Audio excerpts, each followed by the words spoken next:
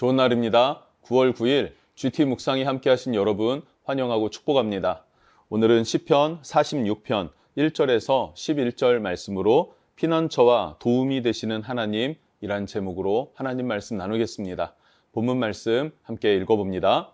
제46편 고라 자손의 시 인도자를 따라 알라못에 맞춘 노래.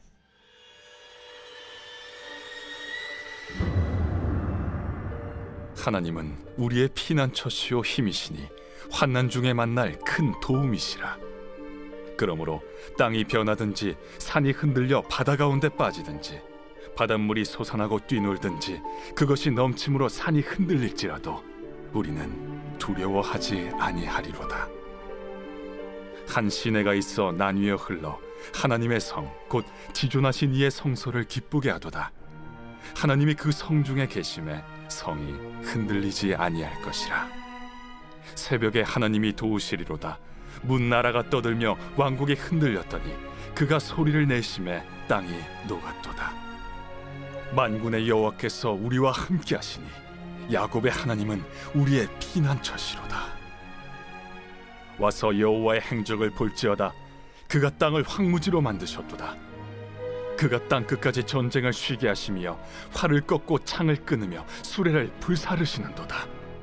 이르시기를 너희는 가만히 있어 내가 하나님 됨을 알지어다. 내가 문나라 중에서 높임을 받으리라. 내가 세계 중에서 높임을 받으리라 하시도다. 만군의 여호와께서 우리와 함께 하시니 야곱의 하나님은 우리의 피난처시로다. 네, 오늘 말씀의 배경은 예루살렘 성이 포위되어져 있었습니다. 그리고 함락되기 직전에 하나님의 기적과 또 하나님의 도우심으로 말미암아 적들을 물리치고 그 압제 가운데에서 해방됨을 경험한 거예요. 그렇게 하나님의 구원을 맛본 하나님의 백성들이 노래한 시, 이렇게 볼 수 있죠. 즉 이 시편은 들어서 또 배워서 그렇게 노래하는 것이 아니라 내가 직접 경험한 것을 노래하게 되는 그런 시이다라는 것을 우리가 기억하면 좋겠습니다. 조금 더 자세히 살펴보면 주전 701년경에 아수르 왕 사네립은 북이스라엘을 멸망시켰죠. 그리고 남유다를 다 정복했습니다. 그리고 하나 남은 것이 예루살렘 성이었어요. 정말 바위산 위에 세워진 요새와 같은 예루살렘. 그런데 그것이 포위가 당한 그때에 어떻게 예루살렘 성 안에서만 살아갈 수가 있겠습니까? 그때 히스기야 왕은 기혼이라고 하는 샘물을 성 안으로 끌어오는 공사를 합니다. 굴을 파서 기온에 있는 샘물을 예루살렘 성 안으로 흐르게 한 거예요. 그렇게 기적 같은 공사를 이루어냈고 또 그 물을 의지해서 성 안의 사람들이 버텼다. 그렇게 살아내고 있었다라고 성경은 그리고 역사는 말하고 있습니다. 그런데 중요한 게 무엇이냐면 하루아침에 성경은 18만 5천 명의 군대가 죽게 되었다라고 합니다. 하나님의 능력이죠. 하나님의 역사죠. 그래서 천사의 어떤 도움이었다 이렇게 말하기도 하고요. 역사학자들은 이것을 기록할 때 흑사병이었다라고도 말합니다. 여튼 18만 5천 명의 군대가 죽음을 당하자 사네립 왕은 그냥 그대로 있을 수 없죠. 다시 돌아가야 되지 않겠습니까? 수도였던 니느웨로 돌아갔는데 그때 자기 아들의 칼에 죽임을 당했다라고 말하고도 있습니다. 자, 이것이 이 시편 46편의 배경이 되고요. 자, 1절부터 살펴보면요. 1절에 시편 46편의 주제와 같은 고백을 합니다. 그것은 하나님은 우리의 피난처시요 힘이시니 환난 중에 만날 큰 도움이시라. 아멘. 1절에 하나님은 우리의 피난처시다 라 그래요. 하나님은 우리의 피난처시다. 이것을 1절에서도 7절에서도 그리고 마지막 11절에서도 동일하게 고백하고 있습니다. 동일한 고백. 그래서 주제는 뭐가 됩니까? 하나님은 나의 피난처시다 라는 거예요. 여러분, 이 말이 여러분의 믿음의 고백이 될 수 있었으면 좋겠습니다. 그래서 루터도 이 시편 46편을 묵상하면서 영감을 얻어서 찬송가를 지었는데 내 주는 강한 성이요 방패와 병기 되시니 하는 찬양이 루터가 이 46편을 묵상하면서 지은 그런 찬양이라고도 합니다. 자, 그러면서 2절은 뭐라고 합니까? 2절에서는 하나님은 피난처, 환난 중에 만날 큰 도움, 그러기 때문에 그러므로 땅이 변하든지 산이 흔들려 바다 가운데 빠지든지 3절 바닷물이 솟아나고 뛰놀든지 그것이 넘침으로 산이 흔들릴지라도 우리는 두려워하지 아니하리로다. 무슨 말입니까? 2절을 보면 지진이 산을 삼켜버려도 또 3절에서는 해일로 인해서 바다가 육지를 다 덮어버려도 나는 어떻게 한다고요? 흔들리지 않겠다, 두려워하지 않겠다라고 말하면서 셀라라고 고백합니다. 이 셀라는요 사실 고백은 아니고요. 하나님 앞에 그것을 동의하면서 환호하고 춤을 추며 찬양하는 모습을 말하고 있어요. 그러니까 1절부터 3절까지의 고백을 하면서 이것이 마음으로 격하게 공감이 되고 동의가 되고 내 마음 진심 가운데에서 정말로 체험되고 경험된 것이 하나님 앞에 완전 동의가 되고 기쁨이 솟아나니까 거기에서 막 환호와 함께 춤을 추는 그런 모습을 오늘 묘사하고 있습니다. 이렇게 하나님께서는 시온성을 붙들어 주셨죠. 그리고 하나님께서는 루터를 통해서 종교 개혁을 일으키셨죠. 그래서 이스라엘의 하나님이 또 루터의 하나님이 또 우리의 하나님, 나의 하나님이 되신다 하는 것을 여러분 기억할 수 있으면 좋겠습니다.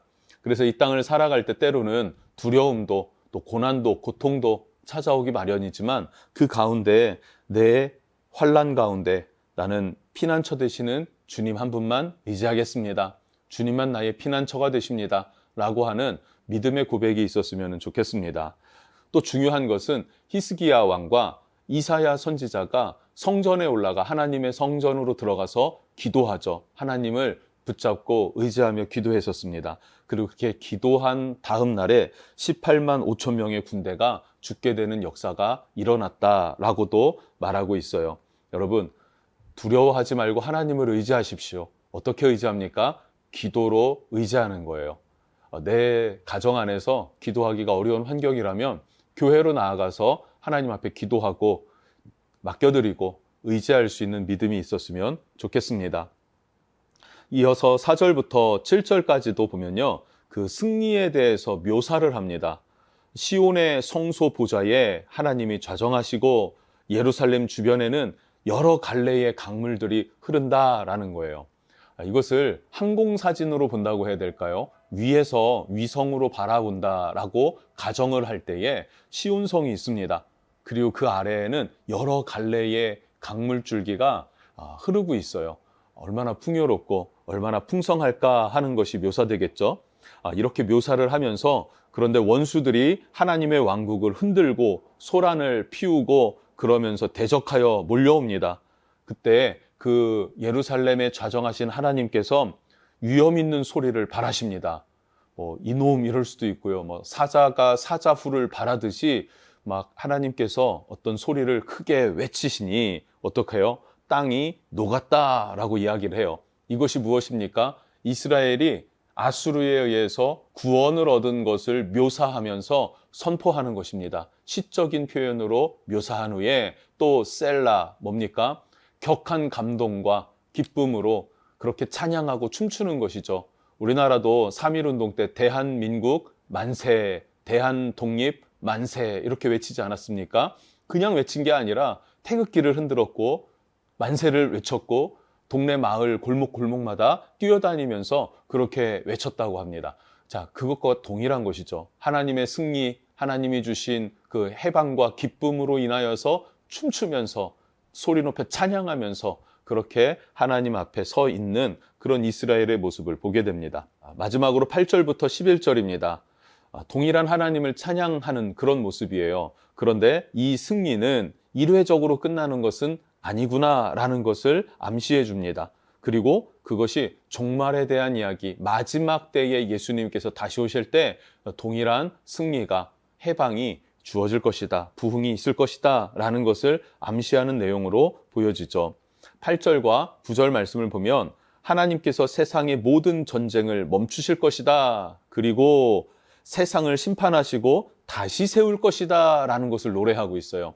세상을 멈추고 모든 전쟁과 기근과 고통하는 모든 것들을 멈추시는 하나님, 그리고 어떻게 해요? 심판하시고 다시 세우신다, 이렇게 말하고 있습니다. 그래서 10절에 이렇게 표현하죠. 이르시기를 너희는 가만히 있어 내가 하나님 됨을 알지어다. 내가 문 나라 중에서 높임을 받으리라. 내가 세계 중에서 높임을 받으리라 하시도다. 아멘. 하나님께서 나라 가운데 높임을 받으시고 그리고 세계 가운데 높임을 받는 유일한 분이 되신다고 노래합니다. 이때가 언제입니까? 언제 이 일이 일어나겠습니까? 나라 가운데 높임 받는 것은 이스라엘 나라 가운데 높임을 받으셨어요. 자, 그러면 세계 가운데의 높임을 받으실 때는 언제가 될까요? 그것은 예수님이 다시 오실 때이죠.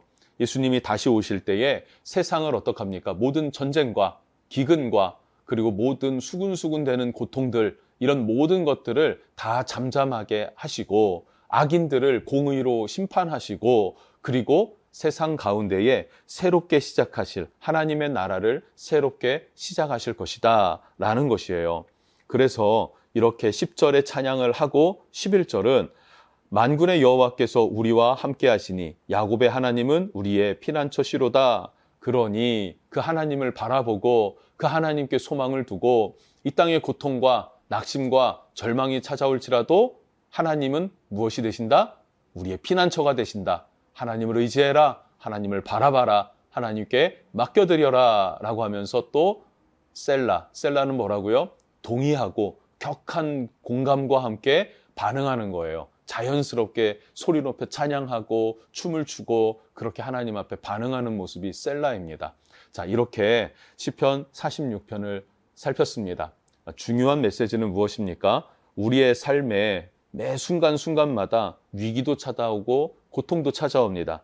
그때 하나님은 나의 피난처가 되신다라는 것이에요. 또 그 피난처 되신 우리 주님은 마지막 날 심판에 주러 오신다.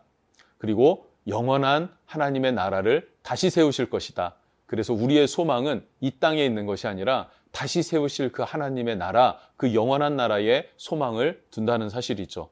이 말씀이 우리의 소망이 되고 기쁨이 될 수 있었으면 좋겠습니다. 여러분을 축복합니다. 기도하겠습니다. 하나님 감사합니다. 피난처와 도움 되시는 환난 중에 만날 유일한 구원자는 오직 하나님 한 분뿐이심을 고백합니다. 그 하나님 안에서 우리가 믿음으로 굳게 서게 하여 주시고 하나님만 의지하며 승리하는 삶 살아가게 하여 주옵소서. 뿐만 아니라 우리의 소망이 이 땅에 있지 아니하고 다시 세우실 하나님의 나라에 있으니 그 하나님의 나라를 바라보고 먼저 그의 나라와 그의 의를 구하는 삶을 살아가게 해 주십시오. 예수님의 이름으로 기도합니다. 아멘.